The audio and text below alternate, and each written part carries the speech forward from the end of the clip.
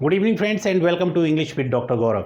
तो friends, William Shakespeare के place को स्टडी करने के बाद आज हम विलियम शेक्सपियर पे कुछ इम्पोर्टेंट जो एमसीक्यूज़ हैं उनको लेके आए हैं और एमसीक्यूज़ को यहाँ पे बोर्ड पे मैंने लिख रखे हैं और आप उन अपना पेन और नोटबुक को लेके बैठिए और इन एमसीक्यूज़ को आप लिखते जाइए। तो हम पहले आपको उन्हीं 15 को एक साथ हम डिस्कस करेंगे और आप साथ ही साथ उनको लिखते जाइए। तो यस गाइस, ये मोस्ट इम्पोर्टेंट एमसीक्यूज़ हैं 100%। इनमें से चाहे मैं पीजीटी की बात करूं, चाहे टीजीटी की बात करूं, चाहे कोई और स्टेट एग्ज़ाम की बात करूं या असिस्टेंट प्रोफेसर्स की बात करें, तो इस भी एग्ज़ाम में इन्हीं एमसीक्यूज़ से रिलेटेड क्वेश्चंस 100% पूछे जाएंगे। तो चलिए गाइस शुरू करते हैं विलियम शेक्सपियर के ऊपर मोस्ट इम्पोर्टेंट एमसीक्यूज़ की एक जो सीरीज़ है, उसी सीरीज़ में आज का जो पहला टर्न रहेगा इन 15 क्वेश्चंस के साथ। तो 15 MCQs, please note down them.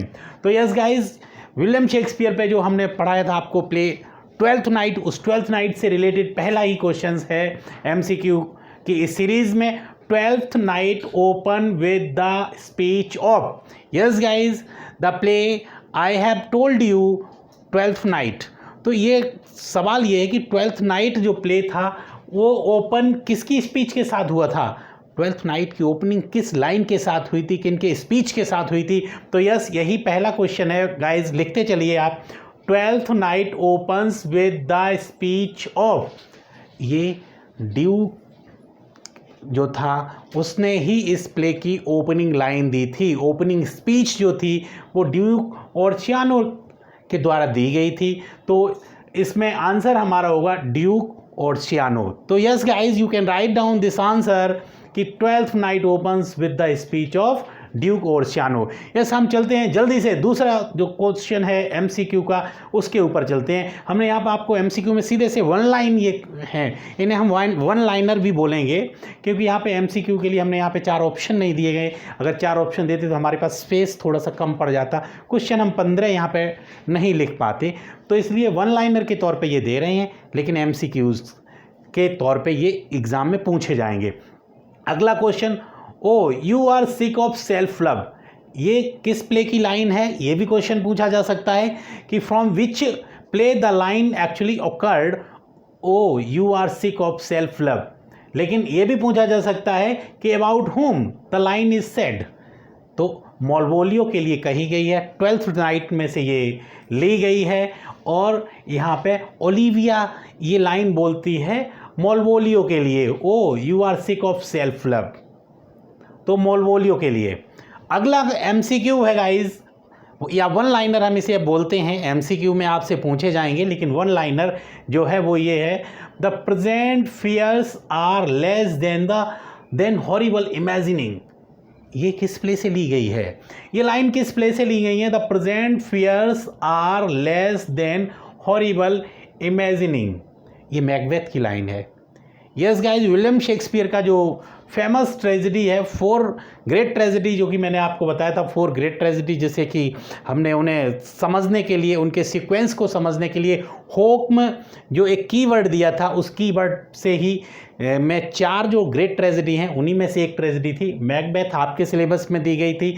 तो ये जो लाइन है उसी मैकबेथ ट्रेजेडी से ली गई। तो नेक्स्ट एमसीक्यू पे हम आते हैं जल्दी से, quickly guys. Yes, who describe Shakespeare as an upstart crow.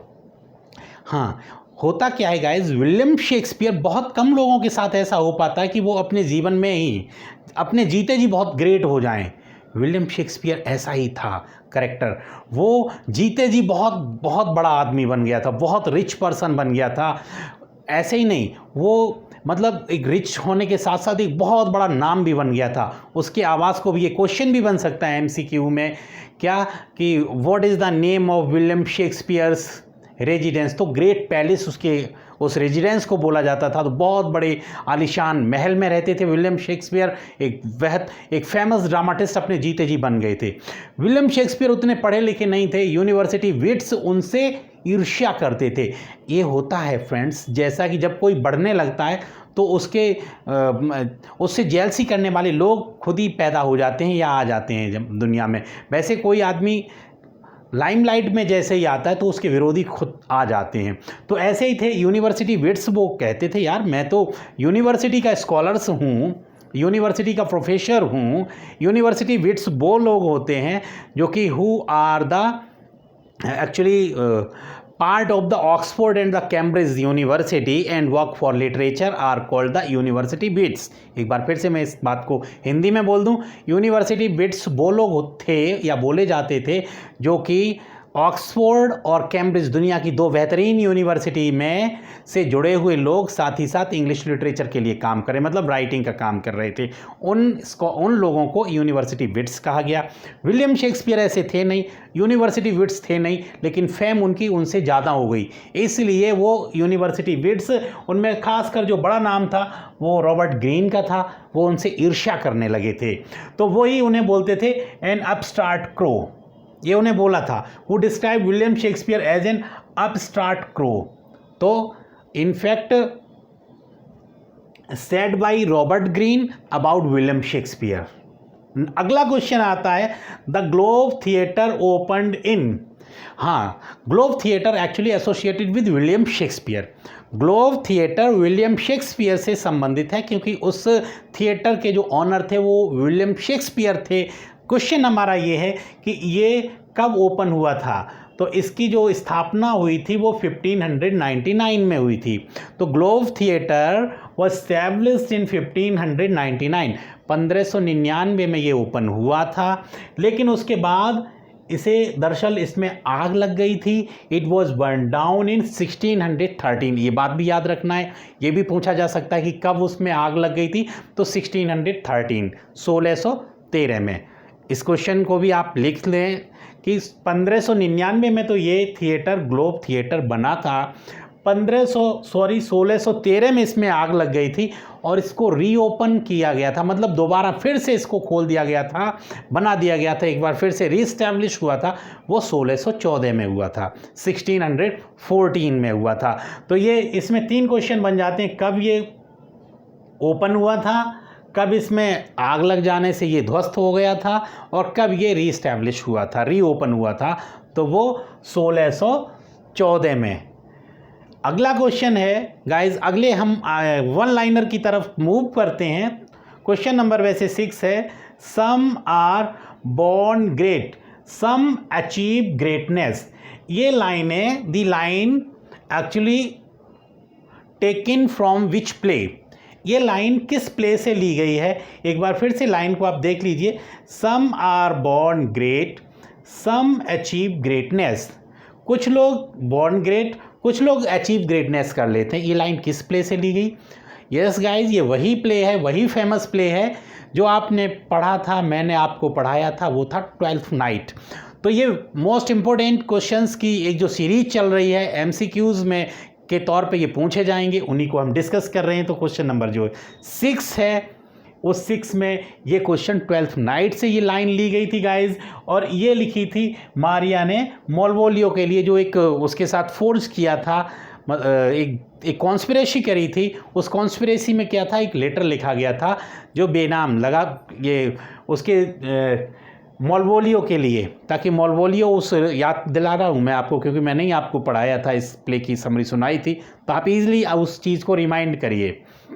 तो मोलवोलियो के लिए जो लेटर लिखा था, ताकि मोलवोलियो ये समझे कि उसकी जो मालकिन है एक तरह से उनके द्वारा लिखा गया था, क्योंकि उसे ऐसे एड्रेस किया गया था। तो दरअसल ये जो लिखा गया था मारिया के द्वारा और मोलवोलियो के लिए लिखा गया था, उसे थोड़ा परेशान करने के लिए, उसे उसके साथ एक फोर्स किया था। अगला क्वेश्चन आता है, question number 7, fair is foul and foul is fair. एक बार फिर से, fair is foul and foul is fair. ये ट्रेजेडी थी, आपको मैंने पढ़ाई थी। यस, मैकबेथ से ये लिया गया है। जल्दी से आते हैं हम अगले वन लाइनर की तरफ। A little water clears up of this deed, how easy it is then. एक बार फिर से मैं आपको ये वन लाइनर दिखा रहा हूँ, बता रहा हूँ, आप उसे लिखते जाइए। A little water clears up of this deed, how easy it is then. मतलब थोड़ा सा पानी, क्या है, ए लिटिल वाटर, क्या करेगा, क्लियर्स अप दिस डीड, ये जो हमारी जो कृत्य था, काम था, उसे कैसे करेगा, क्या साफ कर सकता है, हमारे इन पापों को धुल सकते हैं। कौन, किस, कहाँ से ली गई हैं, यस, ये भी line taken from the William Shakespeare famous tragedy Macbeth, Macbeth से ली गई थी। और ये लेडी मैकबेथ की लाइन है, जब लेडी मैकबेथ ने एक उस ओवर एम्बिशियसनेस की वजह में आके किंग की हत्या करी थी। दरअसल अपने हस्बैंड जो मैकबेथ थे उन्हें प्रवोक करके, तो अब उसे ये गिल्टी अपना अपराध बोध होता है, तब वो इस तरह की बातें कहती है, अकेले में बोलती रहती है लेडी मैकबेथ, तभी उसने ये बात कही थी। तो ये दरअसल लाइन है, a little water clears up of this deed how easy it is then, ये लेडी मैकबेथ की लाइन है, उन्होंने बोली थी। अब हम जल्दी से आते हैं अगले वन लाइनर की तरफ। All that glitters is not gold, sorry इन लिखा हुआ is not gold, all that glitters is not gold, ये लाइन है मर्चेंट ऑफ वेनिस की। क्या, all that glitters is not gold, सारे चमकने वाले सोना नहीं होते, ये फेमस कोटेशन है, फेमस लाइन है मर्चेंट ऑफ वेनिस की। जल्दी से हम आते हैं प्ले की, सॉरी अपनी इस सीरीज़ के अगले वन लाइनर की तरफ। If music be the food of love play on, ये लाइन बहुत फेमस लाइन है, if music be the food of love play on, तमाम एग्ज़ाम में पूछी गई है, सिर्फ और सिर्फ उत्तर प्रदेश के ही जीआईसी एलटी या पीजीटी में ही नहीं, ये बाकी के तमाम स्टेट में भी इससे ये लाइन पूछी गई थी। तो उसी लाइन को आपको याद रखना है। ये किसकी थी, ये 12th नाइट की है गाइस, और ये बोली थी ड्यूक ओर्सियानो की है। ये पूछा जा सकता है कि from which play this famous line is taken, इस तरह से, और उसमें कई सारे प्ले का नाम दे दिया जाए, एक नाम, एक ऑप्शन ये भी रहे 12th नाइट। तो हमारा जो सही आंसर होगा वो 12th नाइट की लाइन जो किससे ली गई है। अब ये पूछा जाए कि किसने बोली है, तो ड्यूक ओर्सियानो की लाइन है। अगले क्वेश्चन की तरफ हम जल्दी से मूव करते हैं। Who killed Macbeth and why, evil, मतलब कि मैकबेथ की हत्या किसने कर दी थी, और जब मैकबेथ को ये प्रोफेसी थी उसकी जो विच की कि तुम्हें कोई मार नहीं सकता है, तो वो जो जिसने मारा था वो कैसे मारने योग्य हो गया, कैसे उसने हत्या उसकी कर दी थी। तो सवाल इसमें दो बन रहे हैं कि हु किल्ड मैकबेथ, मैकबेथ की हत्या किसने करी, दरअसल मैकडफ ने करी, और कैसे कर ली, जबकि वो उसे ये बोला था, प्रोफेसी हुई थी जो विच की, कि तुम्हारी हत्या सामान्य आदमी या normal man can not kill you, वो तुम्हें नहीं मार सकता है। तो because Macduff was born by the caesarean section, क्योंकि उसका जो जन्म था वो सिजेरियन सेक्शन से हुआ था, किसी महिला से जन्मा आदमी, उसे ये बोला था प्रोफेसी में विच ने कि किसी महिला से जन्मा आदमी तुम्हें नहीं मार पाएगा। याद करिए जब मैंने मैकबेथ आपको पढ़ाया था तो ये लाइन बताई थी कि जो मैकबेथ सर्च में गया था एक बार फिर से उन विच की, और ये पूछने के लिए कि मेरी लाइफ पे कोई खतरा तो नहीं आ सकता, तो उन्होंने कहा था हाँ आपको ऐसे कोई नहीं मार सकता है, जो महिला से जन्मा होगा वो नहीं मार पाएगा। लेकिन अल्टीमेटली वो Macbeth was killed by Macduff, Macduff ने उसकी हत्या कर दी थी। और वो क्यों, क्योंकि उसने ये बताया था कि आई वॉज बॉर्न किसे, caesarean section, that is why he was able to kill him. अब अगली लाइन हम देखते हैं, who said tomorrow and tomorrow and tomorrow, ये भी बहुत फेमस लाइन है, कई एग्ज़ाम में पूछी गई है, और ये हर तरह के, चाहे यूजीसी नेट की बात करें, असिस्टेंट प्रोफेसर का जो रिटन एग्ज़ाम होता है वो बात करें, या पीजीटी या टीजीटी, ये जो कि एडिट कॉलेज के लिए होते हैं, जीआईसी के लिए, सारे एग्ज़ाम के लिए these are the very very important questions. तो अगला उन्हीं में से एक बहुत most important question, who said tomorrow and tomorrow and tomorrow, ये लाइन किसकी है, किस प्ले से ली गई है।